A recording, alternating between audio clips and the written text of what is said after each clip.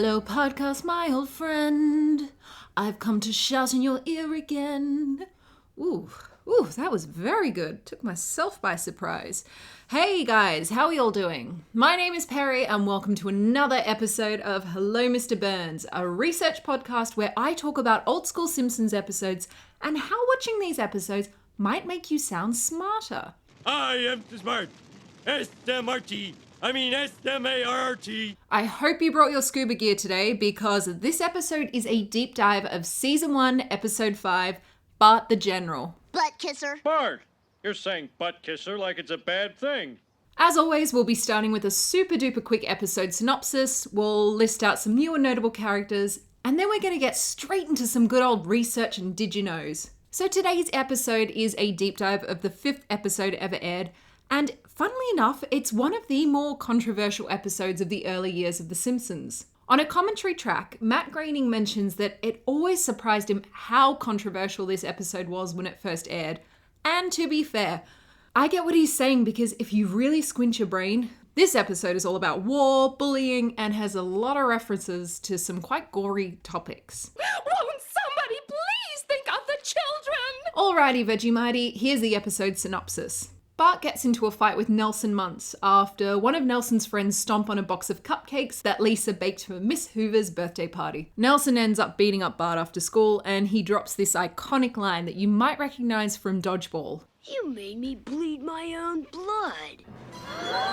Marge encourages Bart to reason with Nelson, but Homer encourages him to man up and fight dirty. Bart decides to follow Homer's advice and he gets drop-kicked the next day at school. He decides to turn to the toughest member of the Simpsons family, Grandpa Simpson. Grandpa takes him to Herman's Military Antiques, an army surplus store run by a one-armed nutjob named Herman. Herman teaches Bart all about military tactics, and Bart declares war on Nelson. Bart enlists the help of his friends and classmates and he begins training them for combat. They ambush Nelson and his gang of bum chums and saturation bomb them with water bombs. Nelson's thugs surrender and Nelson is taken prisoner. Herman drafts up an agreement which states that Nelson will retain his honorary position and title of schoolyard bully, but not hold any actual power. After everyone signs the treaty, Marge serves cupcakes and peace prevails. The end. So the first appearances in this episode. So this episode we get to meet two recurring characters for the very first time. The first one is Nelson Muntz, schoolyard bully, and this is his only appearance for the entirety of season 1. The second is a less recurring character of Herman. So Herman is that one-armed creepy guy who owns the military surplus store. Anyway, let's start having a look at what we can learn from this episode, because this is a good one. So this is season 1, episode 5, Bart the General. Let's do a deep dive. Play friendly, children. All right, so I'm in a good mood today. So I'm going to say let's start with the character of Herman because he's a lot of fun. Mr. Herman? Yes? Did you lose your arm in the war? My arm? Well, let me put it this way. Next time your teacher tells you to keep your arm inside the bus window, you do it. Yes, sir. He doesn't pop up much in The Simpsons. He's kind of like one of those earlier characters that never really hit it off, except he does have a brief appearance in the Simpsons clip show where he reenacts a scene from Pulp Fiction. Hold it right there. Looks like the spider got himself a couple of flies. Herman does say in this episode that he lost his arm when he stuck it out of the window of a moving bus when he was a kid. You might remember, my dear podcast friends, that in Homer's Odyssey, Mrs. Krabappel did mention a kid losing his arm this way, so maybe she's talking about Herman. We never actually find out. In the Czech dub of this episode, due to a liberal translation, I'm doing air quotes, Herman is more like a Nazi character. He greets Bart in this scene by saying Sieg Heil, and then tells him to never do the Nazi salute out of a moving bus's window. I did briefly explore losing limbs out of car windows, and can tell you it's a thing. I will not traumatize you with some of the statistics in the stories, but I will enlighten you with this little factorino. A really common injury that occurs in traffic is when someone has their arm, usually their elbow, resting on the window of the car and someone comes past and sideswipes them. This is such a common injury that there's like a medical classification for it, and it has its own official name. It's called traffic elbow. The term was coined after an intense study conducted in India, examining 34 patients with varying levels of traffic elbow. Of those 34 patients, Only 10 fully recovered. The rest of them faced amputation, permanent nerve damage, and 4 of those people spent the rest of their lives with one arm shorter than the other. Aw, like Nemo. How many men do you have? None. You'll need more. As I said, this episode is just pitter-puppin' with war references and war movie throwbacks and quotes and everything.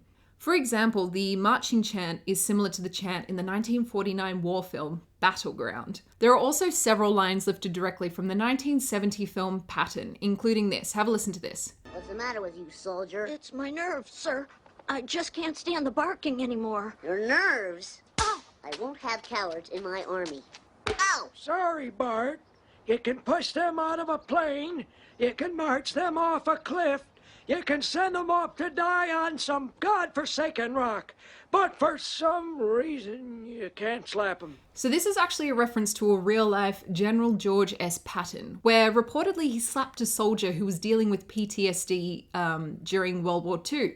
Because of this, Patton was subsequently required to publicly apologize and was removed from the front lines as a result. The same historical events were dramatized in Patton, the 1970 film. Isn't it weird to think that in war, like they said in The Simpsons, you can't hit a soldier, you can't even physically assault them, but you can push them out into the front line to get shot. In the Simpsons episode, the marching sequence is a nod to Stanley Kubrick's Full Metal Jacket. It's a 1987 film. Coincidentally, I ended up watching Full Metal Jacket during my hotel quarantine, and I'll tell you that it surprised me in a number of ways. So for me, all of these war films tend to blur into one. I've got Saving Private Ryan right there at the top of my list. It's closely followed by 1917, Jarhead, and then Dunkirk, just because I like seeing Harry Styles.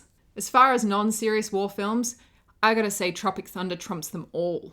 Now, let's go get those Vietcongs. Vietcong! What? It's Vietcong. There's no S. It's already plural. You wouldn't say Chinese's. So Kubrick's Full Metal Jacket is all about the Vietnam War. No spoilers. It's a story that covers the soldiers' training under the ruthless command of this guy called Sergeant Hartman, and it's kind of where a few of the recruits face mental breakdowns, and then after some wacky events, the soldiers are left to deal with the war's hellish mayhem on their own. It's also where we get this iconically racist line. Well, baby, me so horny. Me so horny. Me love you long time. My favourite parody of this is seen in South Park when Cartman suffers amnesia and thinks he's a Vietnamese prostitute.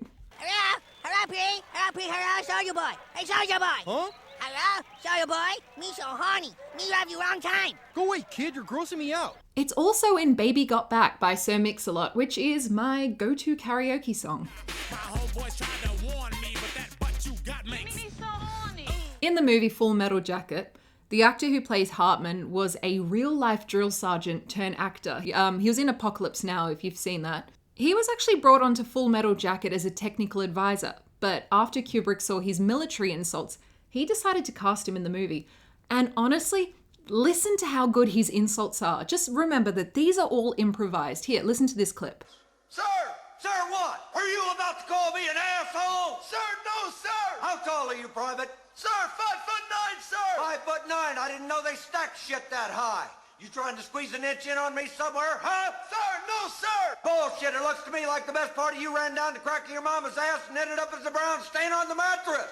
Do you suck dicks? Sir, no, sir! Are you a Peter Puffer? Sir, no, sir! I'll bet you're the kind of guy that would fuck a person in the ass and not even have the goddamn common courtesy to give him a reach around. You're so ugly you could be a modern art masterpiece. Do you suck dicks? Sir, no, sir! Bullshit, I'll bet you could suck a golf ball through a garden hose. Sir, no, How cool is that? I mean, it's obviously homophobic, problematic, and it's illegal for military personnel to speak to someone else like that that's bullying, but god damn, he's good. You'd want him in a schoolyard fight. So the name of the movie, Full Metal Jacket, is referencing a type of bullet, which is also called a Full Metal Jacket bullet, or FMJ. The FMJ was created in 1882 by Swiss Colonel Edward Rubin, and it's basically a bullet that consists of a soft core, usually lead, and it's encased in a shell of harder metal, sometimes gilding metal, copper nickel, or less commonly, steel alloy. So before the FMJ bullet was invented, everybody used something called a hollow point bullet. So these nasty little bullets had a hollow tip or like a small pit at the top of the bullet It's often filled with lead, and this bullet would basically expand on impact, also known as mushrooming. So this mushroomed bullet would basically bounce around inside your body, tearing up your insides. Hollow points also had the added destruction of disintegrating on impact. So not only would you be dealing with severe internal damage, a huge open wound, lots of shattered bones, and torn up flesh, you'd also get small flecks of metal and lead just settling right in your body. These bullets were also called dum-dums, so that's named after an early British example that was produced in the Dum-Dum Arsenal near Calcutta. I got stuck at Dum-Dum Airport overnight once because I missed a flight, and I spent the whole time giggling at the name. So cute. So these hollow point bullets were declared as being inhumane due to the just extensive damage they caused to the body. The Hague Convention of 1899 ruled that hollow point or expanding bullets were completely prohibited in international war, just because they were so brutal and resulted in a painful death. Since this rule, these bullets have never been used in any war, apart from that one time that Germany was a little bit cheeky and used them, but they got in big trouble for that. They are still used the world over by hunters and in self-defense, the logic stating that both situations call for a certain kill shot. FMJ bullets, on the other hand, go straight through the body without exploding. They don't bounce around or catch on bones. They just kind of punch through, leaving you with a through and through wound. An FMJ won't kill someone instantly like a hollow point, but it'll wound. That, unless you get shot in the head or like a major organ. So this actually got me thinking. In war, when you're shooting at an enemy, I'd always assumed that it was shoot to kill. Therefore, wouldn't a hollow point bullet be the way to go? The purpose of shooting an enemy is to take them down, not to just wound them, right? Well, as always, the army has a pretty clear answer on this. If you've ever played Civ 6 or Age of Empires, you will know that war is always won by the side who has the most resources. So on a battlefield, if a soldier is shot with a hollow point, they'll most likely die. That is one less soldier out of action. But if they're shot with a full metal jacket, they're wounded, but they're not necessarily dead. Because of this, the soldier is attended to by medics, and then the army needs to expend resources caring and healing the soldier. They are pumping resources into medical retrieval and transportation. It's a lot of resources spent on one soldier. It's more advantageous resource-wise to wound an enemy rather than kill. FMJ bullets are also ironically considered a more humane bullet in war, and both sides of the Vietnam War agreed to use them. An added problem with these bullets is that in the field, it creates situations like what Kubrick's movie shows. So in this film, a sniper continuously tortures a downed man and thereby draws out his buddies into open field to murderous effect. It's the same thing in Saving Private Ryan with that scene with Vin Diesel and the piano, that scene. When one soldier is wounded, often other soldiers will run out of cover to try and save him, and then they're also taken out. We also see this in Full Metal Jacket, the movie, when Rathman brings down a small girl soldier. She doesn't die right away, and Joker has to finish her off. It's pretty brutal. This is actually the turning point in the film where you see Joker gain what he calls the 1,000-yard stare. Another thing to note about the pure shitstorm that was the Vietnam War, the M16 guns that were used were a kind of new type of technology for war. So this gun used a small, faster form of FMJ bullets. So they don't mushroom like prohibited bullets, but they do bounce around violently, so they also leave horrible wounds. Researcher Clark Walker notes that another bitter irony of Vietnam was that these M16 guns were a shitty gun for the jungle. So it was designed as a cheaper knockoff of an AR-15. That's a more reliable gun often used in war. The large corporation that made the M16s configured it with a cheaper barrel, and the FMJ bullets really weren't compatible with this type of weapon. These guns got dirtier faster, and it was said that many a grunt was found dead in the field with the cleaning rod in his barrel trying to unjam the gun in the heat of the firefight. Although this is strongly denied by a few military personnel. It's also said that these types of guns were referred to as Mattel guns because, it was kind of like they were made by Mattel, the toy company. All right, let's jump back into The Simpsons and lighten things up a little bit and talk about some good old-fashioned curse words. So when we first meet Grandpa Simpson, he is angrily writing this letter. Dear advertisers, I am disgusted with the way old people are depicted on television. We are not all vibrant, fun-loving sex maniacs. Many of us are bitter, resentful individuals who remember the good old days when entertainment was bland and inoffensive. The following is a list of words I never want to hear on television again. Number 1, bra. Number 2, horny. Number 3, family jewels. Hi, Grandpa. Oh! This episode had a lot of problems with the censors at the time, not because of the war references, but because they wanted to cut out the phrase family jewels. The writers completely ignored this, and subsequently, family jewels is said about 3 times during this episode.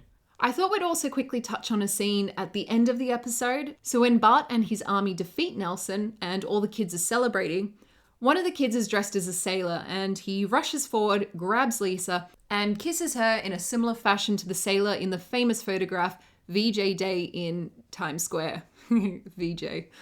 So this photo, I guarantee you guys would know what I'm talking about if you saw it. It's that famous image of a US Navy sailor kissing a total stranger on the day that it was announced victory over Japan. That's what the VJ stands for, Victory Japan Day. VJ. A lot of people have claimed to be the couple in the photo, although it's commonly accepted that the woman in the photo is a woman named Greta Zimmer Friedman. She was a dental assistant who said that she was in no shape or form wanting the kiss. In a 2005 interview with the Library of Congress, Friedman said, "It wasn't my choice to be kissed. The guy just came over and grabbed. That man was very strong. I wasn't kissing him. He was kissing me. I did not see him approaching, and before I knew it, I was in his tight grip." In The Simpsons, we see Lisa slap the kid and tell him to knock it off. In later episodes, she does say that Nelson was her first kiss, so clearly this one doesn't count. And with that big smooch, we come to the end of another episode of Hello, Mr. Burns, and our examination of Bart the General. The next episode that I'm going to be tackling is episode 6, and oh, for the love of God, I hate the name of this episode. I don't know why it makes me feel so uncomfortable. It's just, okay, so the next episode, season 1, episode 6, is called Moaning Lisa. Ugh. It's a great episode, like, it's wonderful. You're going to really enjoy this one. I just hate the name. Ugh. Anyway, so as I was saying, my name is Perrie. Thank you so much for listening. And as always, keep watching the ski.